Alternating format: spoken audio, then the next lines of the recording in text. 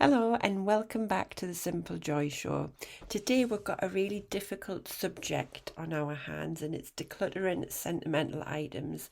And this is probably the number one topic that's requested to me to talk about, and it's something that many of us really struggle with.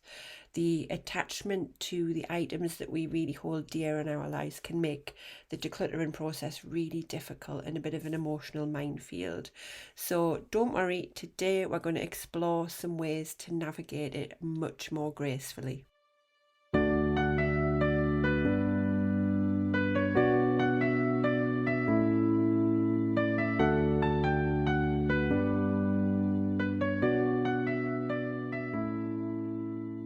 This is the Simple Joy Show, the podcast for people who are ready to declutter and simplify their homes and lives to create more space, time, energy and freedom. I am your host, Hayley Forster, mother, wife and declutter coach, and I'm going to be sharing with you simple bite-sized nuggets to help you on your journey to living a simpler life through the power of decluttering. So if you're ready to choose calm over chaos, then let's dive into today's show. Hi everyone, how are you all? I hope you are all good. It's been a few weeks since I've released a podcast episode, and that's because me and my family were on holiday through August. So we had a fantastic holiday to California. We went with, we've got my husband and two kids and my sister-in-law, her husband and two kids as well. And it's really lovely because the two sets of kids are exactly the same age, and they get on like an absolute house on fire. So it was just really lovely to spend about 2 weeks with them, exploring California, going to Disney, doing all of the tourist things and just having some real quality time together. And it was brilliant. Yeah, we really loved it. It was a bit of a holiday of a lifetime, and it was eventful. We had our first day. We landed up, well, I was sitting on the plane. We were about to take off and I was reading my phone, about to put it in aeroplane mode, just catching up on things. And a news thing popped up and it said, there's a hurricane heading towards California. And I was like, fantastic, that's brilliant. So the day that we landed, it was okay, it wasn't too bad. It was a little bit drafty, shall I say. But the day after, the first full day of our holiday, was a bit of a washout. It pretty much turned into a storm where we were staying in Los Angeles. So it wasn't too bad. We still managed to get out. We went to the Warner Brothers studios and done a tour around there, and they were really good with the situation. And there was a lot of flooding, but it was fine. And that started to close mid-afternoon. So we went back to our hotel and just stayed in the hotel for the rest of the day while the storm was happening. And lo and behold, the same day in the afternoon, there was an earthquake alert as well. So it was a very eventful day when it comes to natural disasters, which is kind of standard for me apparently. Like when I travel long haul, I tend to encounter lots of natural disasters, but that's a story for another day. But we're back home, we're here, the kids are back at school. My eldest has started secondary school. My youngest, she's in year 5 now and just started walking to school by herself as well. So lots of big changes here in the Forster household, but we're getting back into the swing of it. We're getting back into our normal routine. So, on to today's topic. When I get people to join my Facebook group, there's a couple of questions they've got to answer. And one of the questions I ask is, which is the most pressing point for you right now in your decluttering journey? And when you look at the data that I get back from that, the number one biggest struggle by far that keeps coming up is struggling with decluttering sentimental items. And I totally get it. It is so hard to let go of things that you hold really dear to yourself and that have meaning to you. But I just want to say, front and centre at the beginning of this episode, when you're decluttering your sentimental items, the goal doesn't need to be to get rid of everything. It's perfectly fine to keep sentimental items, but the key is to find the balance between keeping the things that mean the most to you and actually getting rid of the clutter. What you might find is that when you have too many sentimental items, they tend to lose their specialness, and they can often get lost amongst each other. And they start to feel overwhelming, starts to make you feel stressed because you feel like you've got too many. And when you've got too many keepsakes, I often find that you can't really enjoy them very much because there's just too many for you to appreciate. But actually having fewer sentimental items and only keeping the things that are really, really important and meaningful to you, that can help you appreciate them more. It helps you value them more. You can perhaps highlight them in your home because you're only keeping the best of the best and keeping the most special items to you. And just remember, you are trying to make your home a living space for how you live today, and it's not supposed to be a big storage box for your past. And I find that's a really good mantra to remember when you're decluttering your sentimental items and may come across some difficult items. So, how can you make decluttering sentimental items easier? The first thing I would say is just get started. I think we're going to be so daunted by the thought of decluttering sentimental items and by the responses I get in my inbox every single day. It is the number one problem that stops people taking action. So instead of worrying about it and thinking forward ahead to what you've got to do, just get started, just get in the moment, start building that decluttering muscle and just dive straight in. But what I would say is give yourself time, give yourself space if you are struggling. If it isn't working on a particular day, that's fine. Just leave it, just move on to something else and go back to decluttering those difficult items another day. Don't let your struggles with decluttering sentimental items completely derail you with your decluttering journey. Just put them to one side, move on to something easier. You've got to be in the right mindset when you're decluttering sentimental items because it can involve a lot of emotional work. And sometimes you're just not in that right headspace and you don't have the capacity to actually do it. So just move on to something else, cut yourself some slack, and just do something that is much less emotionally challenging for you. Another way to just give yourself some time and space when you're decluttering sentimental items is to do like a little trial decluttering. And I've mentioned this before in previous episodes, and it's about this maybe box. I don't usually like maybe boxes, but when it comes to sentimental items, it can really help because if you're wavering on something, you're not sure whether you're going to be able to give it away or not, just box it up, put it out of sight.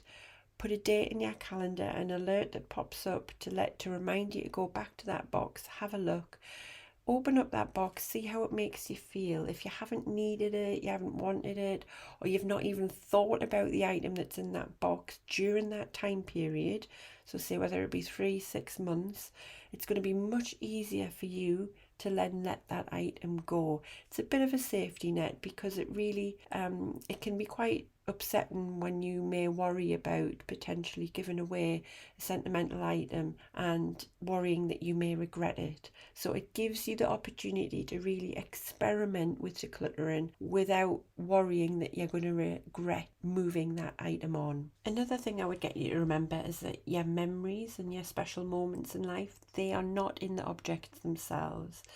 Yes, they might remind you of a memory or a special moment, but they're actually in your mind, they're in your heart, and you're always going to have those memories, whether you've got those items in your home or not. So just remind yourself of that fact, and that can really help you let go of some of the sentimental items you might be struggling with. And as I said at the top of the episode as well, it's okay to keep some sentimental items, but within reason. It's okay for you to keep the ones that are of value to you, that have meaning to you. And it's just about choosing the ones that are really special to you, choosing the ones that you want to highlight and enjoy even more. So a way of doing that is perhaps setting yourself some kind of limit to help you be a little bit more ruthless when it comes to getting rid of the sentimental items, because that then allows you to be much more intentional with the ones that you want to keep.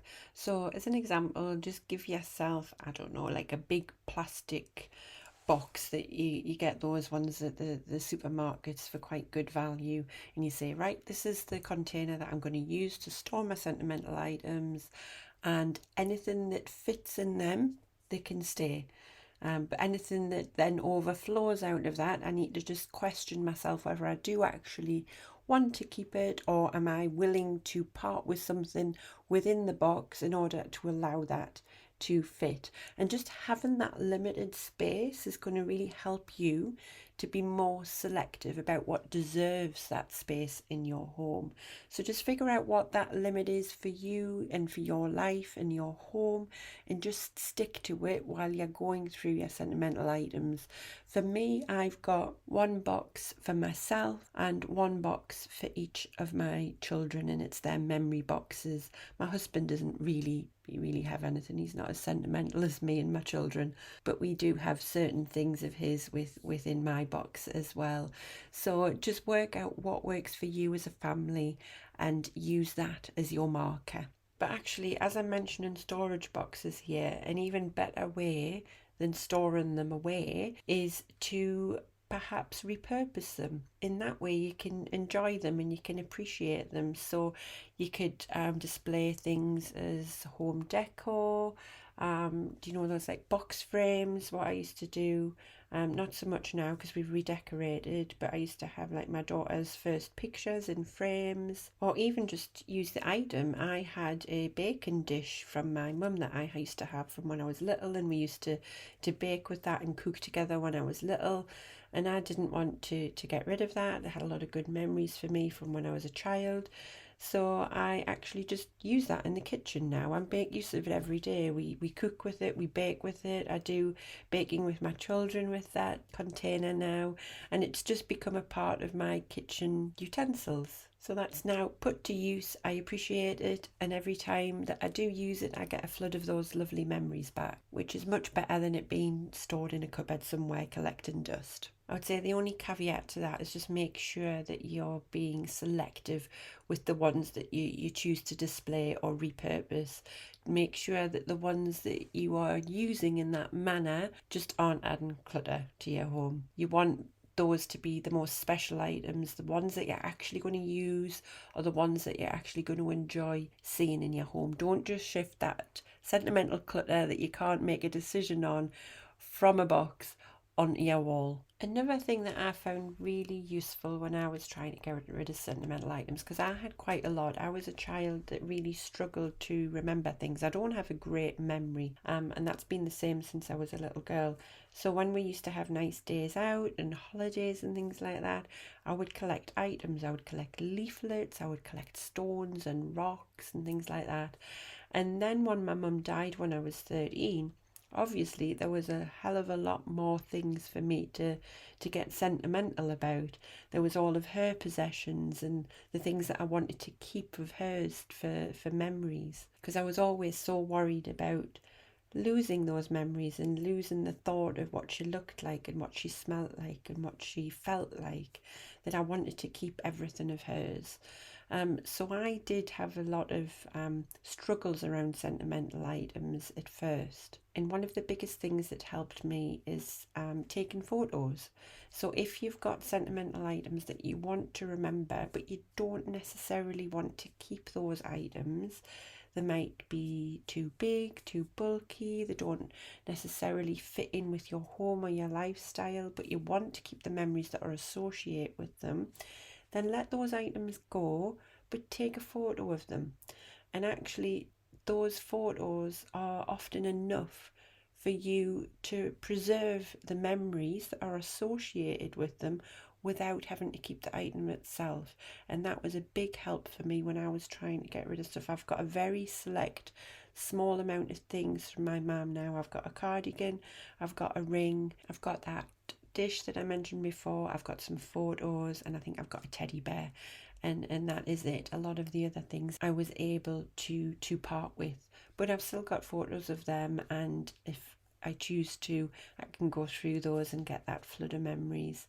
But actually, I've never really looked back at those photos, but again, it was a safety net to allow me to part with those items, knowing that I've got something as a backup to refresh me if needs be. Then moving on to the last thing that I want to talk about today, and it's just to make sure that you ask yourself why you're saving each item. What's the purpose of you keeping it? Is it something that you love? Is it something that's got a lot of meaning to you? Or are you keeping it out of guilt or obligation? We've all got different reasons for holding on to sentimental items, so you just want to clearly ask yourself why you're saving it. And if you don't have a clear reason for why you want to keep that item, you probably don't need it, or you probably don't value it as much as you actually thought to begin with. So just be honest with yourself about why you're keeping it. If there's any negative emotions attached to it, such as guilt or obligation, or it's got a sad memory associated with it, then let it go. If you are worried about the guilt and obligation fears that come with decluttering, then you might want to listen to episode 6 where I go into that a little bit more detail. But essentially, if you're only keeping an item because you feel like you should keep it rather than you want to keep it, then just feel free to get rid of it. And to wrap up, just be ruthless while you're decluttering your sentimental items, but also just give yourself some space. Be gentle with yourself. It can be hard work, both emotionally and mentally. And yeah, you're going to be having some ups and downs as you go through these things. And some things are going to be hard to let go of, even when you know that you need to let them go. So just give yourself some space. It's okay if you're making slow progress with it. You're making progress. That's the most important thing. But just keep at it. Take breaks when you need to. And remind yourself that there's always going to be sentimental items that are exceptions to the rule. There's going to be things in your life you're never going to want to get rid of, and that add so much value to your lives, and that is fine. It might be something that's associated with a loss in your family, and it's still too fresh or raw for you to process right now or be objective about, and that is fine. Just do your best in the moment. Be as ruthless as possible, but be gentle with yourself throughout the process as well. Every bit of work that you put into decluttering your home, you know the end point. You know where it's going to take you. So show kindness, take small steps, and just know that you're going to reach your decluttering goals. I always like to remind people that decluttering sentimental items, it doesn't mean that you're erasing your memories. It doesn't mean that you're dishonouring your past. It just means that you're making more room, you're making more space in your life for the present and for the future. The essence of those memories are in you. They're not in those things. So just let go of the guilt, let go of that emotional weight, and try and make some room for a home and a life that's going to be filled with much more memories and exciting things to come. So thank you for tuning into this episode of The Simple Joy Show. I hope you found some value in today's episode. Do let me know how you are getting on with decluttering your sentimental items, if there's anything that you're struggling with or anything that you have found that has worked really well. But until next time, stay simple, stay joyful, and just remember, making space in your home often means making space in your heart as well. Goodbye. Thank you so much for listening. If you've enjoyed this episode and you'd like to help support The Simple Joy Show further, then please share it with others, post about it on social media, or leave a rating and review. To catch all the latest from me, you can follow me on Instagram at HelloSimpleJoy. Thanks again, and I'll see you next time.